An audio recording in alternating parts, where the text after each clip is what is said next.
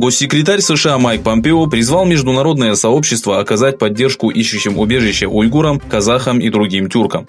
В рамках официального визита Помпео провел переговоры со своим коллегой Мухтаром Тлеуберди в столице Казахстана.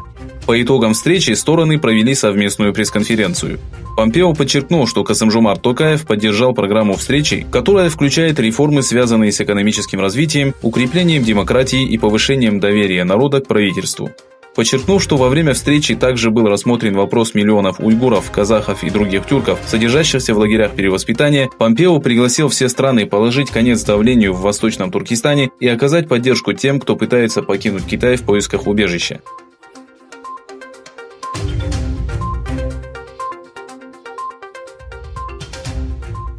В столице Бельгии прошел протест против давления и пыток, проводимых китайским правительством в отношении уйгуров и других тюрков. Акция протеста, организованная уйгурской диаспорой, прошла перед зданием Совета Европейского Союза.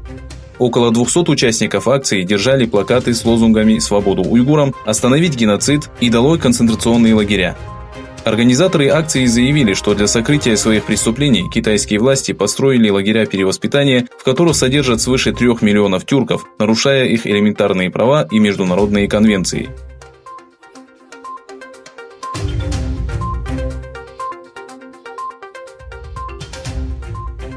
Китайские власти издали указ о запрете захоронения жертв коронавируса.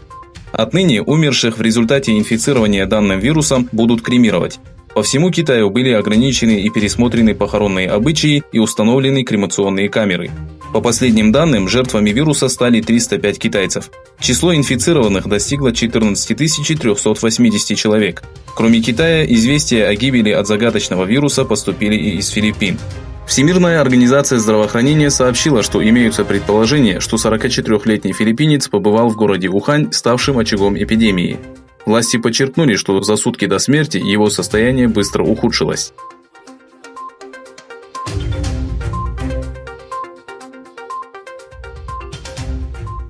Израильская организация общественного вещания Макан сообщила, что из-за вспышки эпидемии коронавируса в Китае израильское правительство не позволило 50 китайцам въехать в страну. Граждане Китая, прибывшие в аэропорт Тель-Авива транзитным рейсом из России, не смогли пройти таможенный контроль.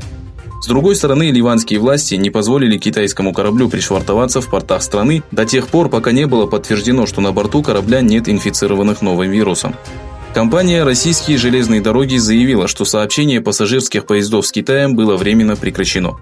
В свою очередь, Индонезия отменила безвизовый режим для китайских граждан.